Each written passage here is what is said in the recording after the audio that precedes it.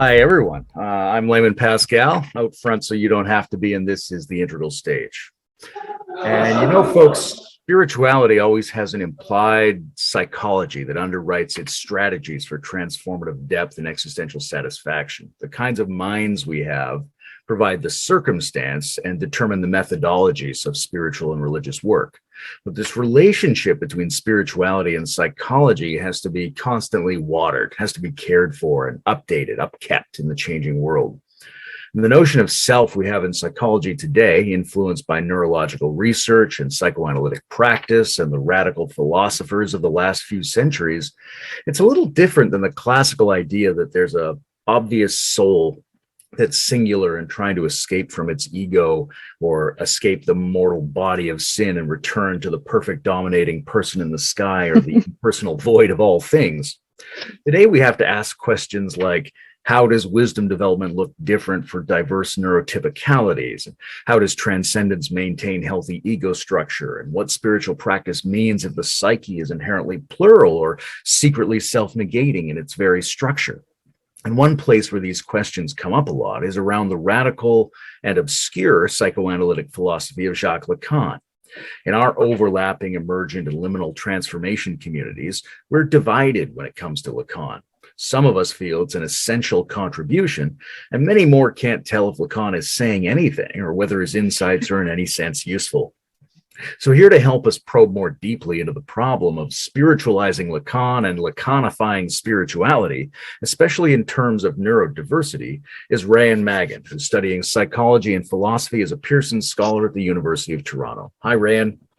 Hi, thank you so much for having me today. That was a great introduction. And I really think that using psychoanalysis as a tool to understand neurodiversity is a little bit out of the box and a little bit heterogeneous than orthodoxy.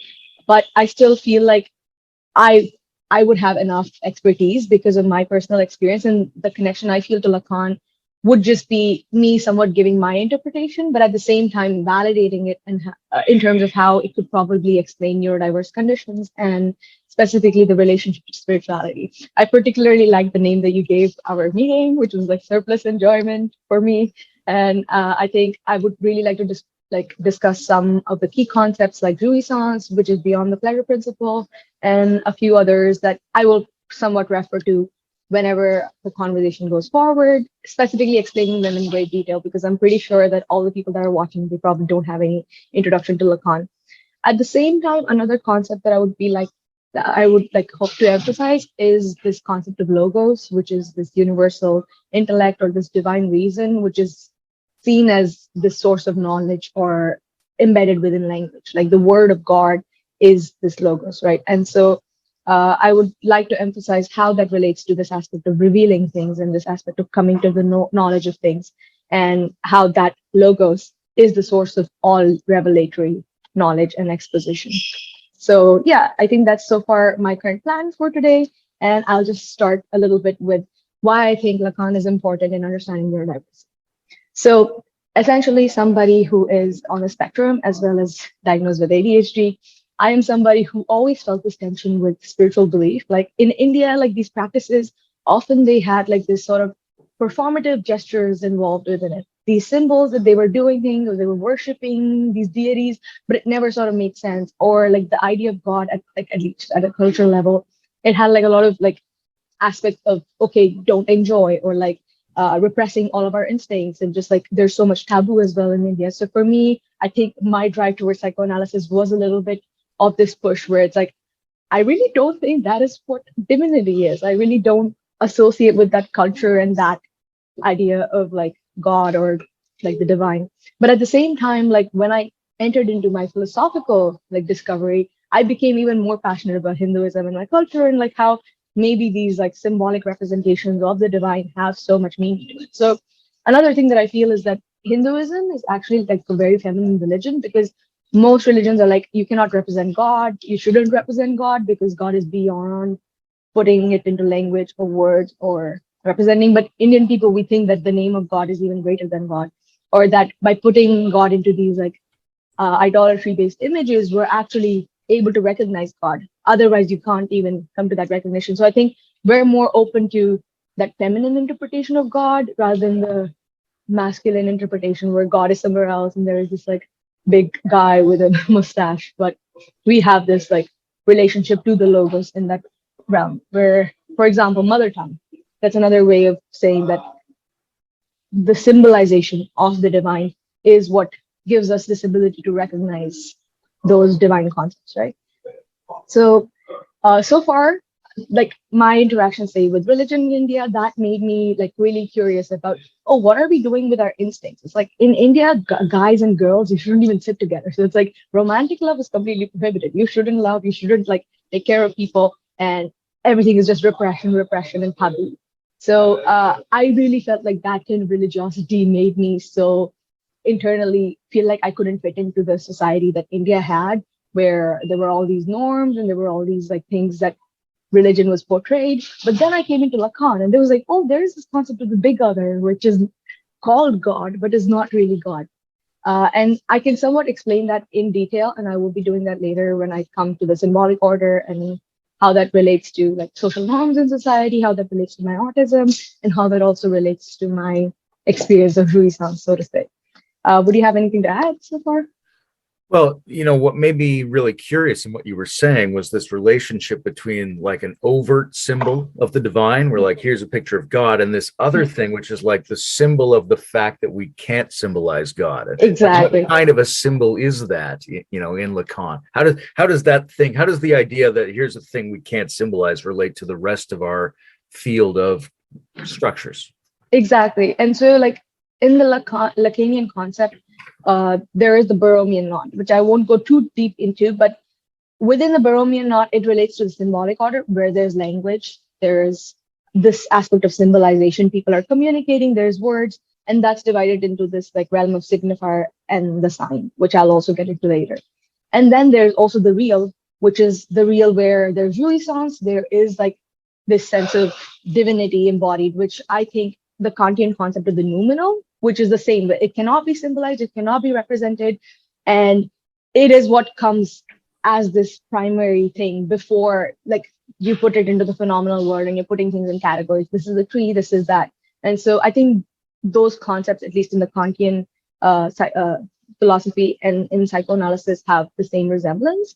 And I feel like this concept where there is, say, quote unquote, God, that is the real that resists symbolization. You cannot put it into language. It will never express itself in language. There's no particular way for you to do that. But why do we Indians think that we can name God and we should even like chant the name of God, and that's our route to divinity? So that's because the thing is that when you put things in language, or if you're trying to symbolize it, you're reducing it. And in a way, when you do that, you're reducing God to like a very specific set of ideologies or whatever you're embodying, right? And it is a risk that you have to take. And I think us Hindus have taken that. Other religions are more like, don't do that. That is blasphemous. And it's not something that should be done, because specifically when you're communicating, if you're communicating in language and you're using the name of God in like bad ways and you're representing it in ways that aren't so divine, then you're really corrupting the nature of it, right? Which is why I can see this relationship that, oh, don't symbolize God, because when you do that, you're putting it into human language, you're putting it into human nature, and human nature is somewhat corrupted, therefore you're corrupting God, right? And then there's also the mirror stage that incorporates the imaginal realm within the Borromean knot, where the ego is formed. It's like first time the child looks at itself in the mirror and they're like, oh, this is me. But in the pre-egoic state, which is what the real is somewhat about, is where there is this jouissance. And a little bit, I'll explain what this concept is, which I think is something that I really like. And I would love to discuss in our conversation a little bit more. I really relate to it as well, because I think as somebody on the spectrum, I experience this sense of like high bodily tension all the time. And it's like a very uncomfortable state. Lacan calls it to be unpleasure. And it's apparently something that we're all born with. And that's why I think we're like crying and we're weeping the moment we're born. We don't want to be here. It's like a very uncomfortable physical state. And then the ego actually acts like as a protective mechanism to protect us from that unbridled jouissance. But it's almost that because autistic people, one, cannot develop language, and language is somewhat connected to ego psychology as well, that prevents them from being able to develop this shell, this covering, this ego that can protect them from that jouissance, right? And the thing is, for most individuals that speak, because they're speaking in the realm of the signifier, which is also something I'll elaborate later, this jouissance almost becomes prohibited just because you're in language and you're in the like world of people who are communicating using that language, and you usually can't experience that jouissance at that extreme level. In simple terms, what this jouissance, I think, is this aspect of going beyond the pleasure principle, where pleasure principle, it occupies the homeostasis principle, where it's like you're trying to let go or release that tension, and therefore whatever inside unbridled experience that you were having, it goes out, and now you're in a state of, calmness or release and this homeostasis. But all motivational theories that focus on this, they actually sort of deny a sort of humanistic need that is of transcendence, is of reaching something higher. In Hinduism, we have this Kundalini experience, like take those instincts but transform it towards something higher. So the more you go towards pleasure, the more you're technically missing the mark of your spiritual development, right?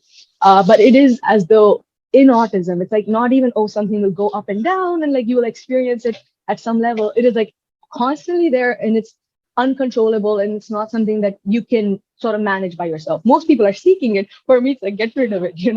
So I really find this concept quite like explanatory in my particular experience with autism, and how like that overexcitability that I feel in my body, and like this sense of inability to manage the tension, it causes a lot of like meltdowns and like difficulty managing stress and all of that in my life.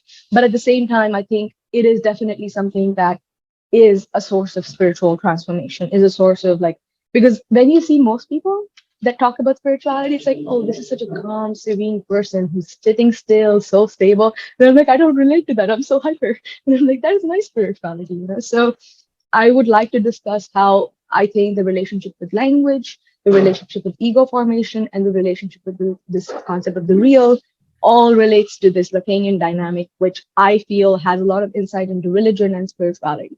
And that would sort of be what I would be discussing further. Sure. Well, let me say what I heard in all of that, and you can tell me if 100%. it sounds correct. It sounded to me like you're saying that animals, including the human animal, have this buildup of energy that moves us toward things that we desire, and then we get those things and the energy comes back down. Exactly. But in addition, there's this other kind of excitability, which is kind of too much. It's unbearable, and it doesn't get satisfied by those desires, and it leans us in another direction. And if we can't handle that, then we suffer. But if we use a kind of symbolic structure to integrate that, we can kind of calm it down and steer it in a direction. Exactly. But the problem is that symbolic structure comes with like a control system that can get in the way of actually actualizing the pathway that extra energy wants us to go towards. Exactly. And like in Lacanian psychoanalysis, that extra energy that we're talking about, that is the source of all drives. I'll eventually also talk about the object petit in relationship to Lacan, and how he thinks that the object cause of desire is actually taking you away from your true drive, your true will, or like what you truly want for yourself in terms of self-actualization. And most people, because they're stuck within language, can't grasp the reality of things, they don't know what they want clearly. So it is that if you truly have to discover your true source of passion, energy, that's taking you towards your own drive, he also calls that every drive is a death drive, which is, again, that because the jouissance is so excessive, it almost goes around in a circle, which is like, it keeps rotating and it keeps rotating around the object. And it's so uncomfortable that it can almost lead you to your own death or extinguishing, because there's so much passion. It's like, or why people, I think, when they're so passionately engaged in, say, fighting, they're like, I'm capable of like outing myself in this process, So that is another concept that I feel is quite interesting, given that desire is completely antithetical to this idea of drive that Lacan posits, where desire is something that is like completely not able to grasp what the jouissance is, what you truly want. And he thinks that most people are trying to find the lost jouissance, which again, I'll explain how you lose the jouissance when you develop the ego. And because it is a protective mechanism, having the ego, having this sense of like, resilience that you're developing because you're not a baby anymore and you need that to survive in the world. When you do that, you've lost that initial jouissance that you had as a baby, right? And for most people, they're using desire as this like supplement where they can't understand what that jouissance is because they've lost it, and constantly they're going in this loop of like wanting things that they don't really want themselves. It is made up and they don't really know what it is, so they will keep going towards the objectivity. They will keep trying to find things that can satisfy them, but you will always feel empty because you can never go back to the lottery sauce. It'll always feel like I'm trying to get what I want, but it's like this is not satisfying me. So it's the same concept where the jouissance thing is like it is rotating in a circle. Here it's the same. It's like desires to keep desiring. There's no end. And the jouissance to the drive is to keep driving you. There's no end. So I think I would like to contrast this like relationship between desire and drive a little bit later. But fundamentally, I would like to talk about language in particular and how that relates to autism and how that relates to, say, the prohibition of this innate jouissance. So it seems like when you enter the symbolic order, which is when you develop language, and ego psychology is in psychoanalysis a field that is focused on increasing linguistic communication and ability.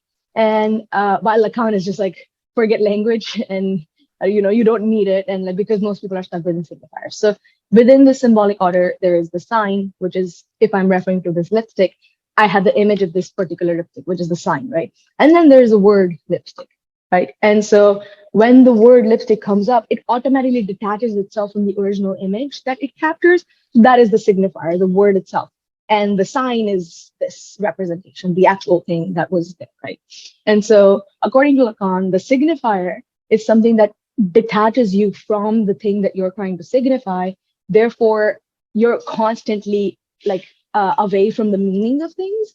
And the thing is that because autistic people lack access to that signifier, they would just think up means up the stairs, They would not be able to generalize, oh, up is like, it can apply in different contexts because they're stuck within one symbol of that, linguistic sign. But that is why I think neurotypical people, they overgeneralize when they're using the word dog because they haven't conceptualized it at that level, that because autistic development of language is quite hard, they will overgeneralize and they will call things that are not dog as dog because they're stuck within signifiers. They are detached from the original meaning and they've created this vague generalization of what that concept could be. And the fact that because autistic people cannot generalize, they have to create a universal concept when they're trying to like use different, this is one lipstick, this is two lipsticks, this is three lipstick. And then like, oh, this is the concept of a lipstick. And now I can develop language, right? And so it seems that signifier is where most people are stuck. And then within communication, like Wittgenstein, he had the same thing that language is used. And like the nominalistic claim within philosophy says that the names are just like names. They're arbitrary. They're not referring to any conceptual idea. And these universals do not exist. But Lacan doesn't think that. He thinks that the unconscious is structured like a language. There is this sense of the logos, which is that these universals are these universal symbols. And these symbols, and I think that's what religion is. It's symbolic. It talks in a symbolic like description. But most of the time, like you don't know what people are saying or like what that symbol really means because it's not explained clearly, right? And so that is why I also think that autistic people, because they take things so literally, it is because signifier is something where you're stuck between metaphor and metonymy because you're transferring meaning, which is like, you're not talking about literal object, it is this detached thing. So when that aspect of communication, most people are talking in like metaphors and those things like an autistic person cannot grasp. But I think symbols are where things can actually be literal. For example, red, if you join it with other things, it feels hot. It has a certain flavor to it. So a symbol retains its like qualia element of this logos, but the signifier is where like that representation is more detached. And with linguistic communication, it is like when people are using language in particular, the detachment from the original idea is lost. And I've seen that a lot in like in communications with many people, that they have messed up ideas in their brain about what words refer to. Like somebody was talking about or my sister as well. She was like really gravely humiliated in a particular situation. And she was like, oh, this is humility. And I'm like, you're not understanding words. That's not humility. Somebody really disrespected you. But it's like these basic terms that I see people using, I see that, oh, they're mixing up words. And I'm like so particular, though. Like I want to dissect all words to figure out, or like this analytic tendency to figure out what is clearly being said, in particular. So it sounds like you're saying that this relationship between our ability to symbolically represent particular things, and our Yeah. ability to generalize those things, Those things. both can be problematic, right? So that Exactly. some people can't generalize, and as a result, they're stuck too much with a specific experience, Yeah. and they can't really join other people socially. They can't Exactly. coordinate themselves. On the other hand, a lot of people have a very superficial and vague notion of reality because they're Yeah. stuck in the signifiers and they're not Signifier. appreciating the reality. But then Exactly. there's this other option of some more complete symbol that integrates the qualia and maybe Exactly. promises to be a non-naive version of the Platonic archetypes or something. Exactly. And like I was looking at like that representationalist model of Platonism and not like the naive realism model. And I think like to a great extent, there is definitely this source of mental representations, somewhat getting to universal concepts. And I think that is why maybe like it is signified that if an autistic person can develop language, there is higher intelligence because like you're doing it not from this generalization. You're taking too many individual particulars and then you're creating a universal. So instead of overgeneralizing, like I think neurotypical people do, my conception would be like taking in information, it'll be bottom up and it'll be more inductive. But then through induction, I've formed a universal concept. And then that's like, there's a very clear picture of that linguistic term. But I like it is easily assumed that if that linguistic term is not clear, a lot of autistic people, they're going to struggle with language and maybe like never develop language, right? And so I am fortunate to not have that problem. I love talking. It is my like, force of expressing my jouissance and like being excitable as such. But at the same time, I think I'm really glad that I came across Lacan because I'm like, this explains everything to me, like every aspect of my relationship to religion as well. Because within the signifier, what Lacan calls is the big other. And the big other is something where people are socializing, right? They're using language in the words of like what it's used. So what he calls when the big other is operating at the symbolic level is that the big other makes you do empty symbolic gestures, which is another thing I never understood. It's like, why are you just performing things? And he talks about it is an offer meant to be rejected, where it's like you, for example, my mom is like, somebody gives you money, it's like you're trying to give it back. And it's like, that person, it's just performative, but you have to do that entire performative ritual to seem socially well adjusted, right? And that's something that within India and like the sense of, because it has so many social norms, I just could not ever grasp, like, what are you doing? This is really stupid. But it seems that the people that are within signifiers, they have a strong sense of the big other, which is again this prohibition of jouissance as well, where I think mostly cultural taboos arise from that, where it's like repression of sex, repression of instinct, don't talk about these things. Even romantic love is very prohibited. So it's like these more instinctual sources of energy, of spiritual passion, they're like totally repressed using the big other. It's that prohibition of jouissance. It is and I think like a part of it is that you can go maybe towards self-indulgence if you're open-minded too much. I think that's what Western culture is, like do whatever you want, enjoy. But it's not like spiritual enjoyment. It is like just jack off all the time, do whatever the hell you want. And it is not towards like transcendence, But another part is that repression, which I think India has quite a bit. And I think the prominence of the big other and the signifier is quite strong. I don't know if the concept of the big other is clear yet for you. Do you want me to go deeper into that? Yeah, absolutely. Okay, so I think the big other is like, say before the mirror state, what happens is like the mother and the detachment happens, and the mother is technically the first other. And then you develop, oh, I am the self and I am the other. And then there's another thing. And then like you create your own like self as a small other because you're like, oh, I am this separate person. And this is how people will be seeing me. This is who I should behave like, or what I should do. And the big other is like this sort of like vague generalization of all people that you've interacted as others and how they combined may react in a particular situation, or like how, say, like society expects or wants you to behave, so quote unquote. So that big other is what creates this sense of socialization, making people fit into society, performing social norms and all of those things. And that big other is also called God a lot of the time, which Lacan is like, that is not God, right? For him, the real is more really the relationship to divinity. But the entire point is that there's no big other.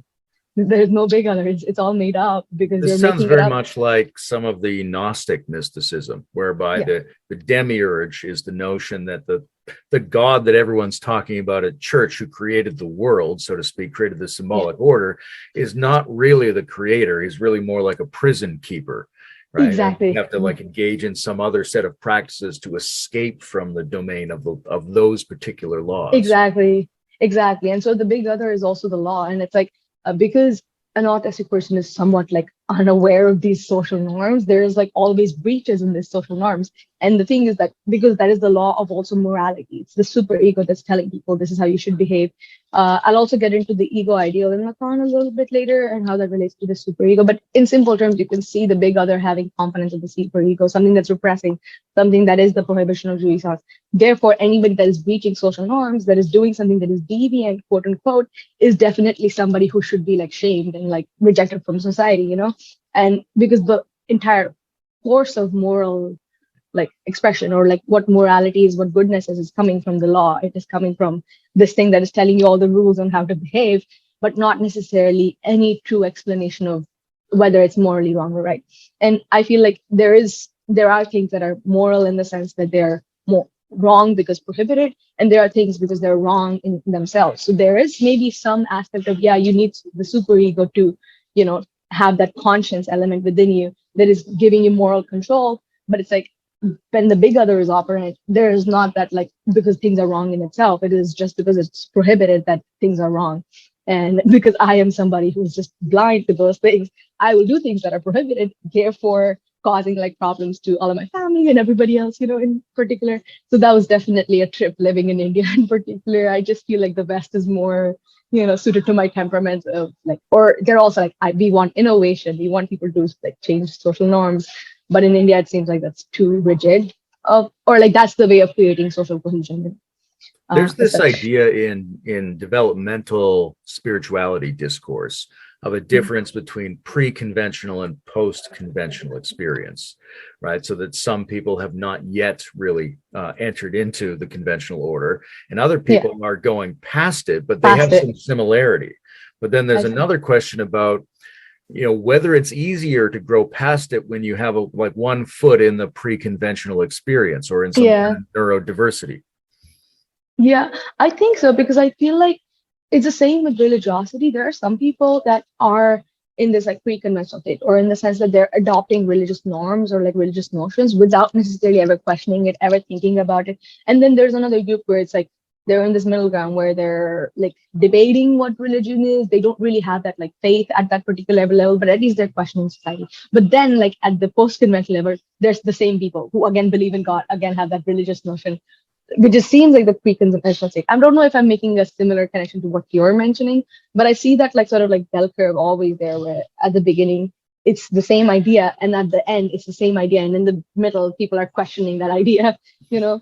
And so it seems like in the pre-conventional state though, like, or in the sense, if you're, what was your idea of pre-conventional? Is it like we're not being adapted to social norms in particular? Yeah, I mean, it's always relative to whatever level of sophistication is going on in the given Mm. cultural field. But I think people who aren't yet adapted to social To norms, and in terms society, of this conversation, people who haven't been able to anchor their jouissance in the symbols of the given society around them. society.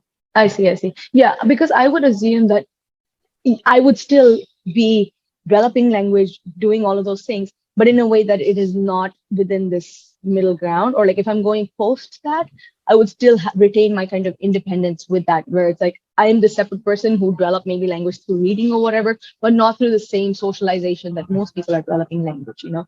And so in a way that like sort of actually never coming to the second part sort of happens, where it's like maybe I've never gone through that socialization, but I still need to belong, right? So I feel like in India it was just always this exclusion where it's like you just don't fit in and you're not going to fit in. But here it's like because people are a little bit more individualistic, there is a stronger sense of like I don't have to be in social groups where I have to fit in, but it's like I have individual friends here and there, and I can still feel adapted to society, not like just I'm completely a recluse and not adjusted. If anything, I feel like in this post state, I have more of an interaction with the social world, but in a way that it's more authentic, and I have deeper connections than people that may be in the middle, where it's like we're socializing, we have these superficial things, and we're within language, but they don't really have that deep social bond that I think we all crave, you know, in particular. There's an interesting thing here when I think about the kinds of spiritual practice communities that I'm familiar Mhm. with, where there's often a suggestion that what you want to do in these communities is, first of all,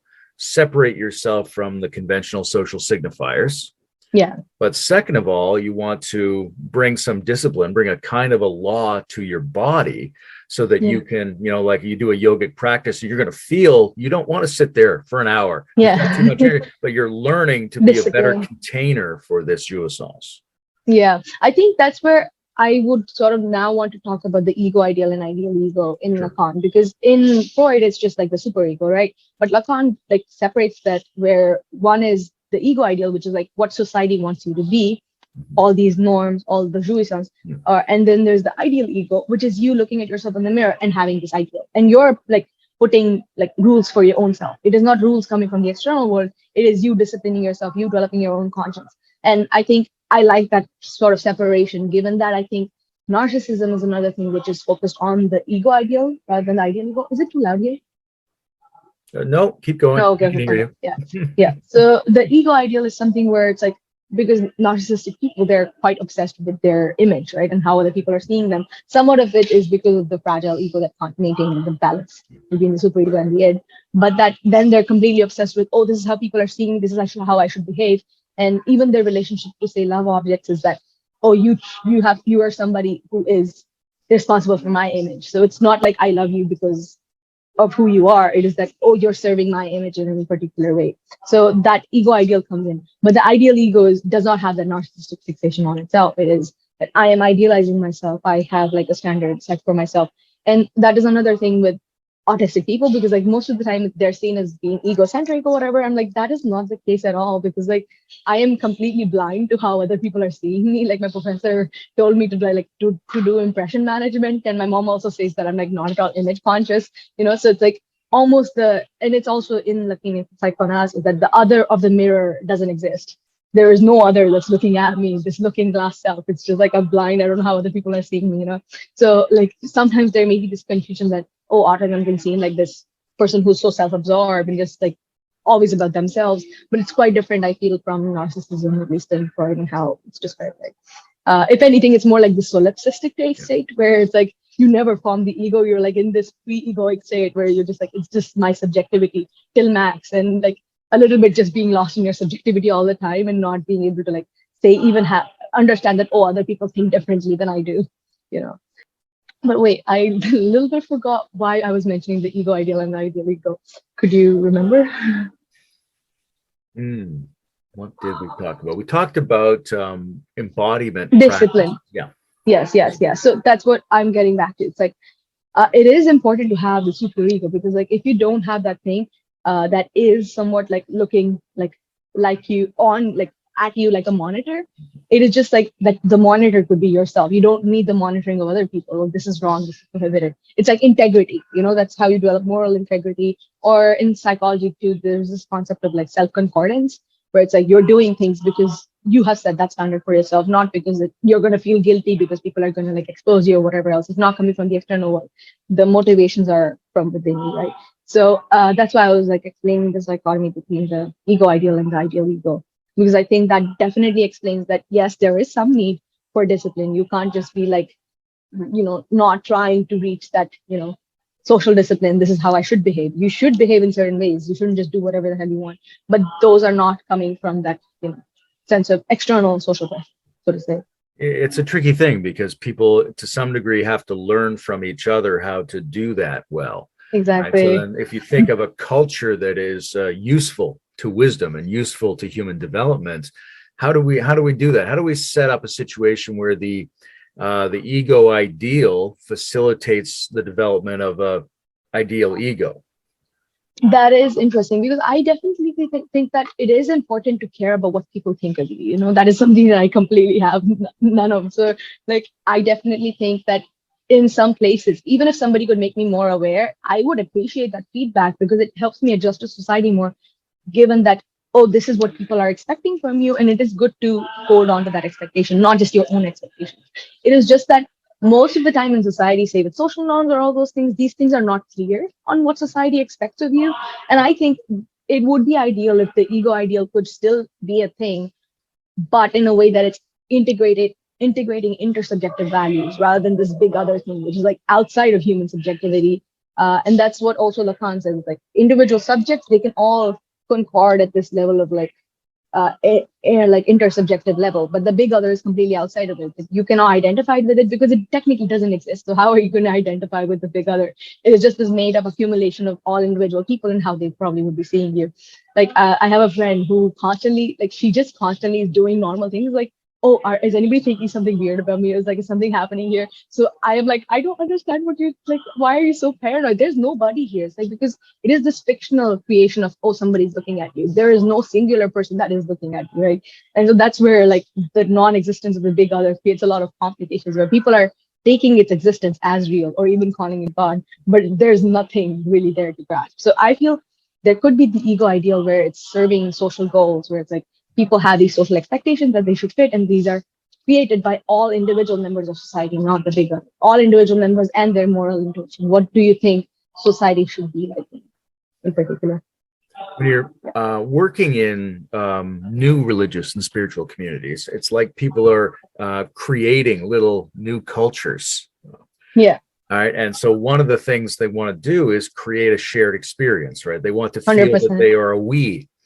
Yeah. But how do you keep that from becoming some kind of a big other where that we feel becomes corrupted and maybe more cult-like or suffers the same problems that the rest of society suffers from? Yeah, 100%. Because like another thing I am interested in is social cohesion and this sense of unity. But I think that kind of belonging, it comes through love, like Ras Leela in the Indian concept. It's like those are not like disgusting sexual practices. They're like really transcendent ways of reaching social unity. It's like they're just dancing and it's just like deep romantic love and they're just all lost in this divine bliss, you know?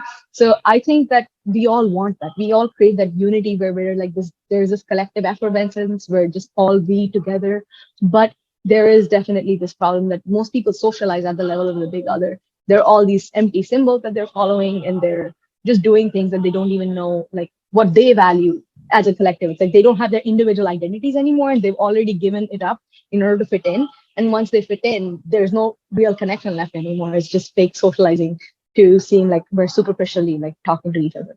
So I think that as somebody who didn't feel like I belonged in society, it is something that I really care for, that like we should feel like unitive.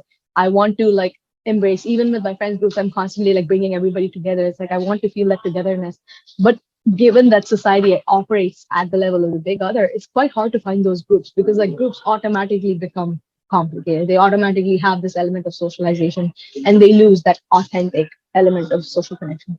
So I would just assume that if we had to create a unit like that, we all need to like sort of separate ourselves from society and then have an individual identity first and then come together. Because like a part of the Western culture is like, oh, we're so individualistic, and then you leave out the group, you leave out the collective. But India, it's like you don't even have an identity. There's just this group thing, but it's like you're all losing your separate individualities in the process. So ideally, that cohesion would be through an individualistic lens, that everybody knows who they are, what they want, and they're not like going towards the object petit where they don't know what they want and their desires are being created by society, you know?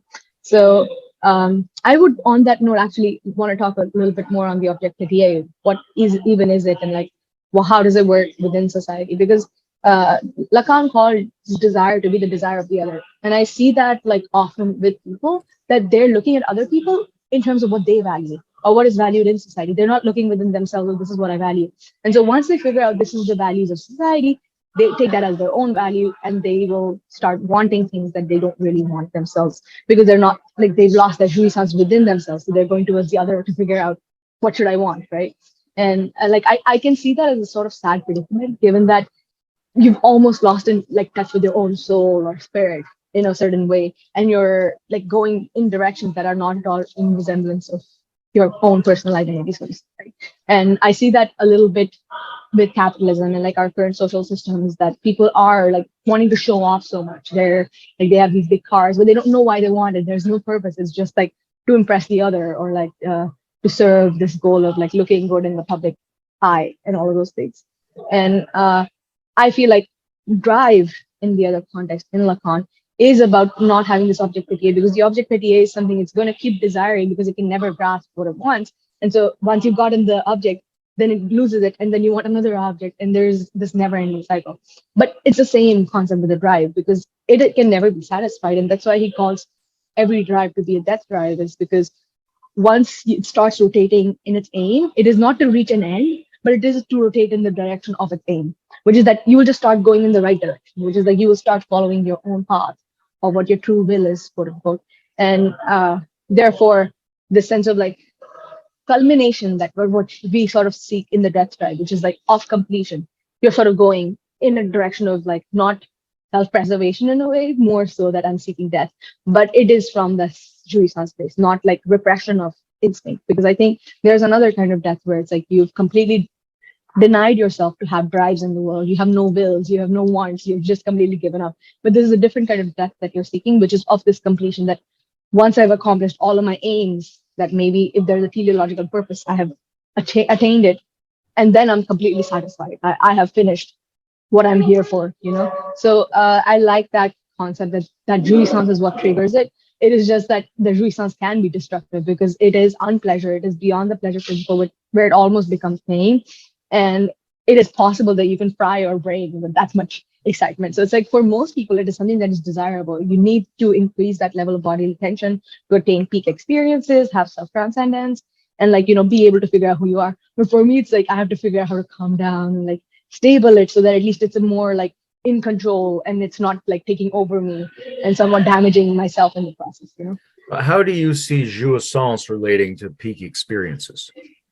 Okay, so Frankl talks about this where he says the same thing as Freud, where the pleasure principle is to go towards homeostasis, is to reduce the level of bodily tension. And for him, the sense of increased bodily tension rather than the reduce of it and coming to equilibrium is the source of all self-transcendence. And that's also when in phenomena of awe, is that you're in such a profound state that's like, wow, everything is great. And I think like that's the same thing why autism is autoeroticism. That's where the word stems from, which is like self-stimulate, like a stimming thing. So when they're in that state or they're like absorbed in something, it's almost this like sense of losing yourself and being so passionately engaged that it's like, it is too profound in a certain way, right? But most of the time it can lead to meltdown. It can lead to like this destructive force where that attention is not being channeled properly. But Frankl talks about how that is the source for transcendence. And it's also why like Lacan thinks that when people go through extremes of trauma, they collapse into the real because it's almost like an ego death, right? And collapse into the real is collapse into jouissance, because when you're going through trauma, you have a lot of body tension, you're in a lot of pain, it's very uncomfortable, but that can be also a source of a lot of transcendence. People have such profound experiences when they're in deep pits of hell. And I feel like I had the same thing when I first came to Canada. I was like, everything was lost for me. And like, I also had like a lot of bad experiences. And that complete detachment from reality in a certain way made me refine God. Like, that's how I feel like it was necessary in my growth. And I feel if you've seen Life of Pi, I don't know if you have, it's like a similar story where he like loses everything. His boat dies, his family dies and everything. And he survives that entire case. And then it's like, this was God that saved me. It was he himself in a way, his instincts. But it's like those immense bits of trauma that can like that make you reach the real. They make you reach what divinity somewhat is. So I think there is always this relationship with high bodily tension and relating to transcendence. It is just like, it has to be still at a manageable level, that it's an enjoyable thing. That's why jouissance is also the concept of enjoyment beyond the pleasure principle, where it can be this orgasmic state of, wow, everything is blissful, everything is beautiful, everything is amazing. But it can also be completely destructive, which I think people with autism often suffer because they're not able to manage it. They're not able to channel it towards something more transcendent, where the tension is not like unbridled and all over the place, you know? So what I'm hearing is we're born as organisms with this excitement that goes beyond our ability to satisfy it with normal procedures. Yeah. It's too much, it's unbearable. We can modulate that through the symbolic order, but then that becomes problematic because we've lost some of that, and society can sort of sell it back to us by holding out the promise that we're going to get some and leading us in ways that serve it rather than ourselves. Exactly. And if we're lucky, we encounter the real, we encounter an aspect of life that we can't process, and that re-evokes this. And if it re-invokes it in a manageable direction, then it becomes something like a peak experience. Exactly. That also helps us find our true will, which is a certain kind of death drive that leads us toward an actual self-transcendence and completion. Exactly. And I think that's why, even though there's a lot of discourse on like Lacan being like problematic or like even complicated, given that his work is even more dense than Freud and like the relationship to language and everything else. But I'm like, this framework explains a lot for me. It's something that I've only recently probably mostly gotten into, but it's given me the sense of understanding. Maybe because I also like, I take bullshit very easily. Like I like things that are new concepts that aren't like empirical and all of that. So for me, it's digestible, but I can easily see that like if I continue pursuing this path, most people in academia are going to like not find it fit for the current model, you know. But it's a risk I'm willing to take because I think it's definitely something that I feel very passionately engaged in this jouissance space. So, you know, that's definitely. Where does masculinity and femininity come into this? That's a great question. I feel like to some extent, I would see masculinity and femininity as this like bigger ground relationship where it's like okay, so I think femininity is sort of like this flow, the sense of surrender, where you just like you can like easily flow through things, you're letting go. That is like even with religion, I think when in India you talk like or you're singing about God, you usually sing as women because women have that like passionate devotion. Or even Lacan, he talks that like women have a supplementary jouissance because they've accepted castration, which like they've accepted that their pleasure principle is not the highest, it goes beyond it, you know. And so I think that I can see that as being very femininely oriented. And even Hinduism, I see that to be a more feminine religion. But I also see there is a lot of importance with the masculine symbol, with like this sense of like being able to assert yourself or the force. Like it's not that women can't apply force. It's just if they did, it would be less than men, right? So it is that there is like a stronger force of energy or potentiality that comes with masculinity, where it is not this flee, flow, surrender. It is more like I have to take control, I have to take charge, I have to like be able to like hold positions of power or like authority, which is it may even come from yourself, but it's like holding power is to like have control over your life, which is a lot harder, like or like it's more of a difficult task than letting go, you know, in a way.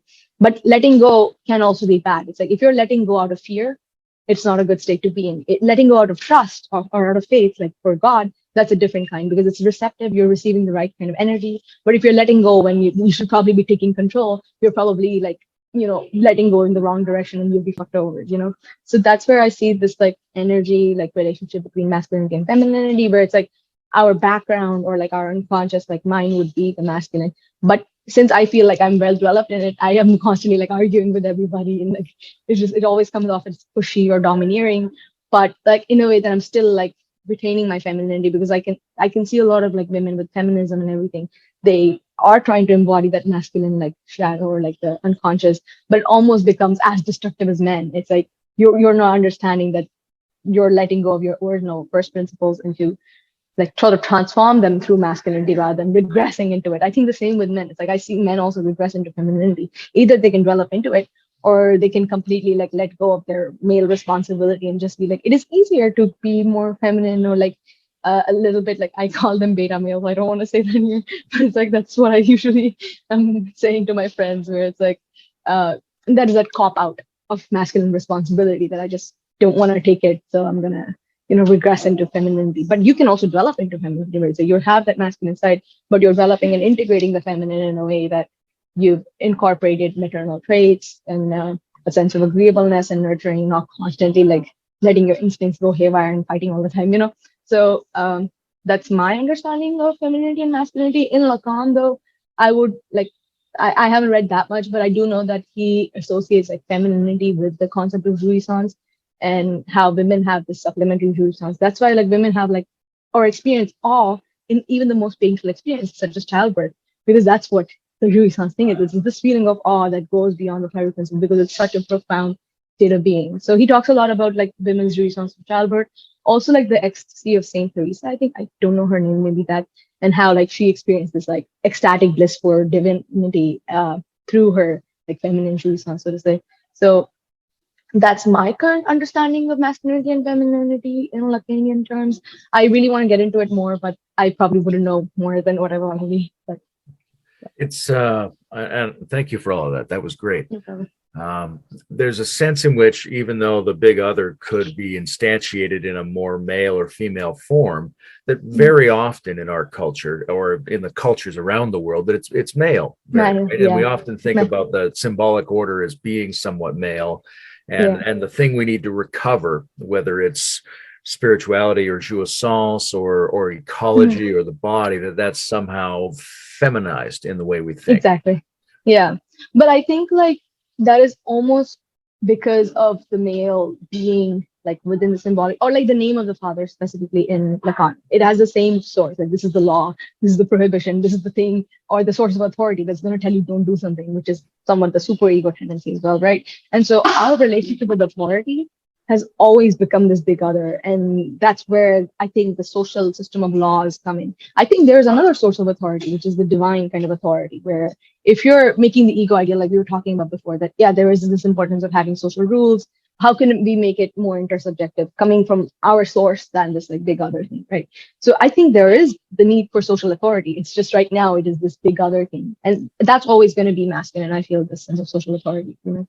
Or I also think that the Lilith concept, say in like modern terms, it is that like rejection of this social authority, like this rebellious female who's, you know, against this like masculine that's gonna like tell you what you should be doing. But at the same time, that can almost go in the opposite direction where she sort of lost all her feminine traits in that process of like, oh, she killed all her babies and like whatever else. So these are just stories. Again, we are talking about feminine myths, which are these same concepts that I see in psychoanalysis of really representing social patterns at just higher and broader and smaller levels. You come from a background where there's, Hinduism and Buddhism and maybe a little bit of Jainism and that kind of stuff. But a lot of people who discuss religion in Lacanian terms focus on Christianity. Yeah. Is there anything from your point of view, is there anything peculiar about Christianity in the Lacanian sense?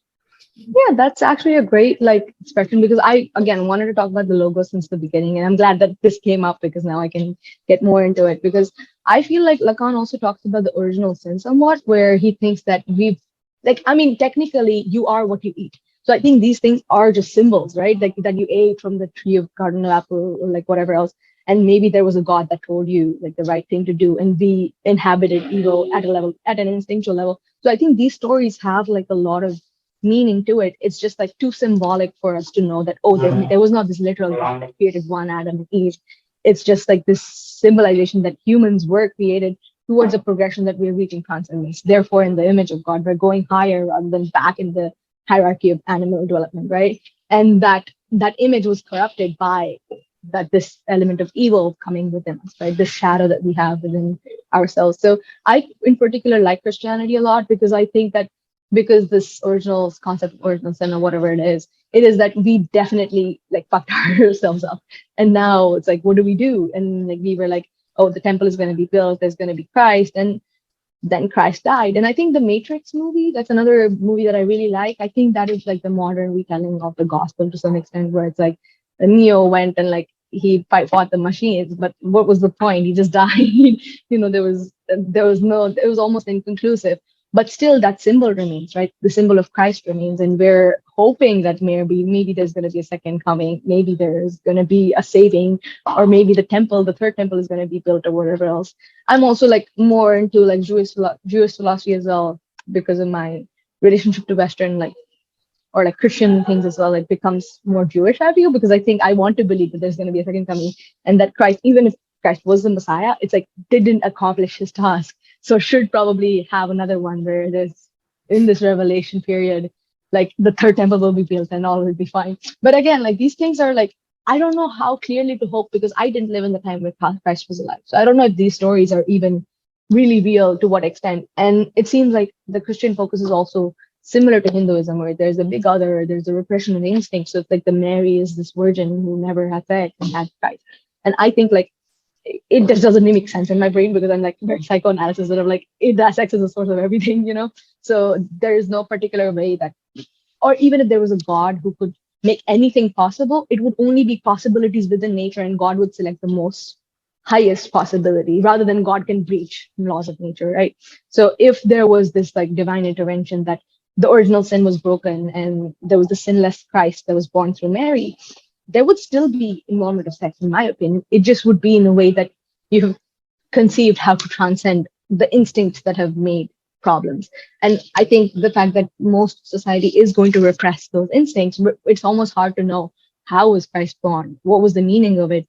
And what was he even trying to do, right? Because again, like this dynamic between no sex, sex is bad, and this dynamic of sex is the source of everything. And Christ was born through that. And also, like, there's also the story of Mary Magdalene, apparently, which I'm like, that's so Freudian. Like, your girlfriend has the same name as your mom.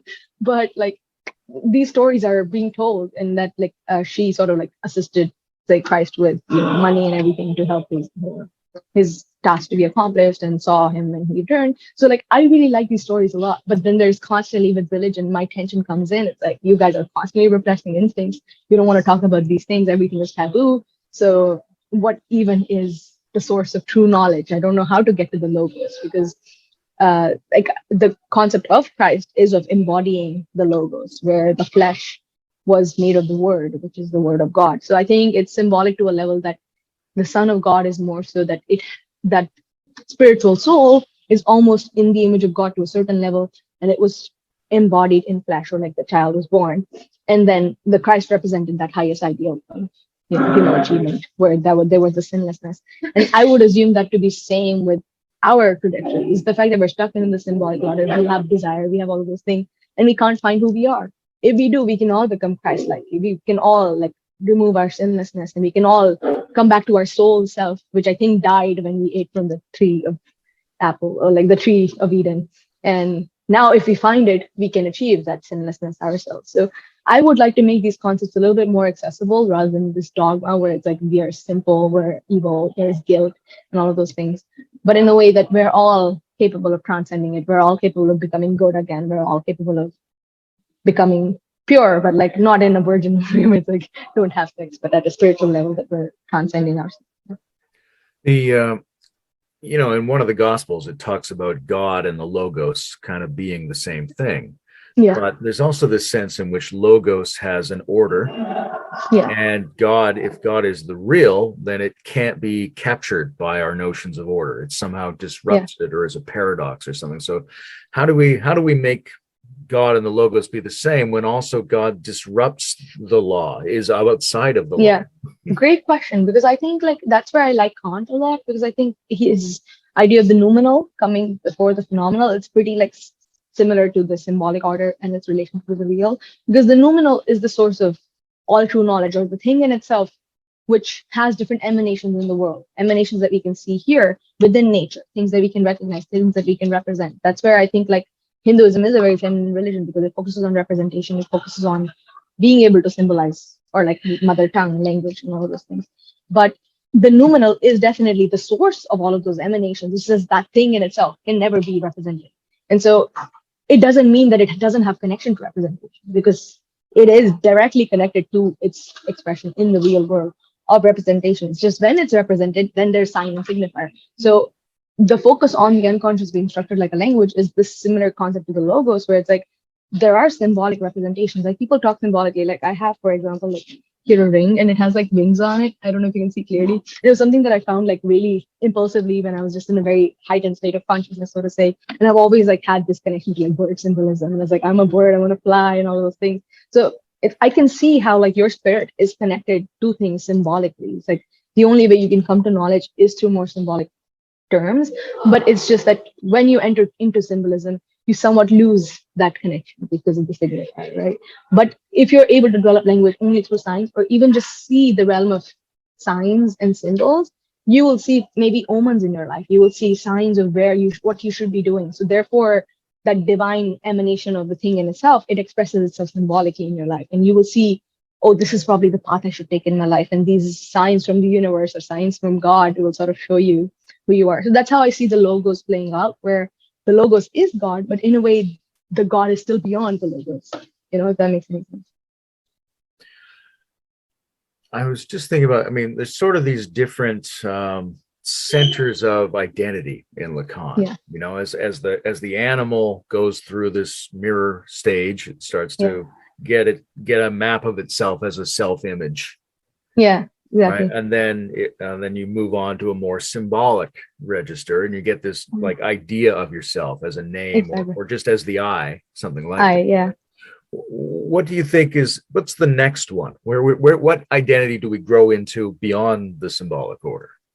That's a great question. I don't think it should be beyond the symbolic of order because I think we all want to be recognized. And I think one part of what I call to be my ego death, like I don't know how well this term suits, was that I changed my name. And like I also was in an unfamiliar country where nobody recognized me, right? So my identity was completely collapsed at a certain level that I had no sense of self, grounding itself in things that I own, things that I love, and people that I love, people that I care about. So it was just this complete. And then I also had like a really traumatic experience first week of school. So I just completely lost my grip on reality. So I was like, you need the ego. You need that like sense of grounding that people are recognizing you, people are talking about you, your name is being recognized, so to say. And it's the same thing with God. It's like the reason we believe in chanting God's name is because the more you do that, the more you're increasing the vibration of that name, or like you're making the name a big name, you know. So it's the same with us wanting to be famous or whatever. It's the same concept. It's like your name wants recognition and it wants to be recognized in a way that people love you, right?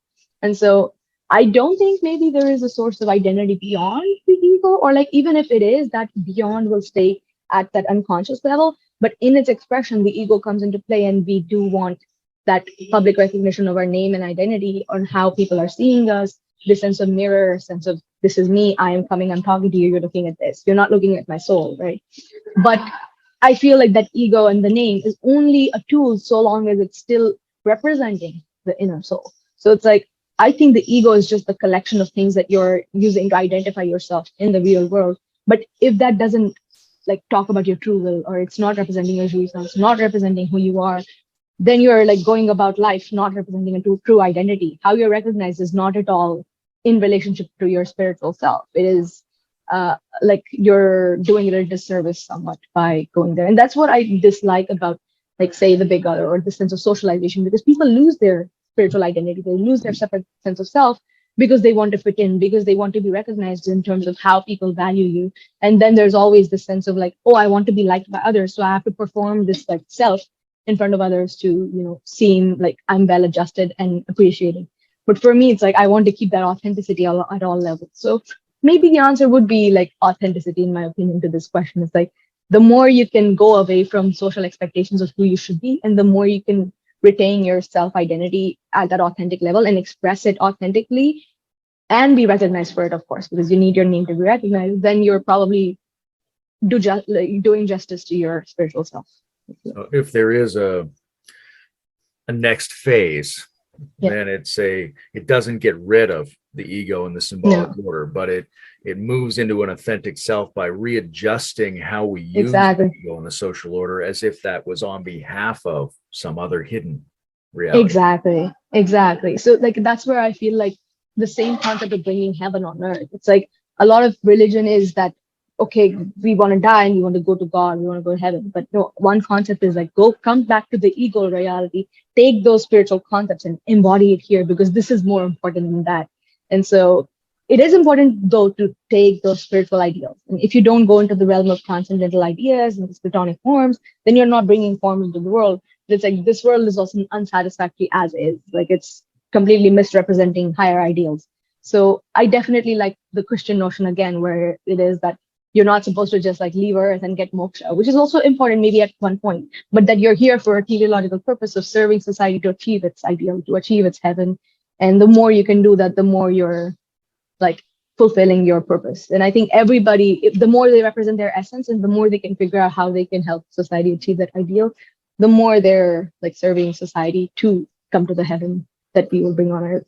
Well, this might be a good place to sort of bring this to an end, because we've covered a lot already. I'm sure it's too much probably for most people. I think the real virtue here is that I don't think many people have really thought through a connection between Lacan and spirituality, or that there is a Lacanian way to phrase these things. I think that's a very important contribution. So thank you. Appreciate your time. I love your energy. This is great. Thank you so much for having me, and I really appreciate like these are just new concepts that I'm still exploring on my own, and the fact that I can talk about them, it grounds them in some way where it's not just like my ideas in my own head, again, this ego expression of who I am out into the world. So I'm really like happy that you gave me this opportunity to come on your channel and just talk about the things that I'm interested in. Yeah, well, when you flesh them out a little more, come back and talk to us again. 100%. Thank you so much for having me. Thanks, Rayan. Okay, bye-bye.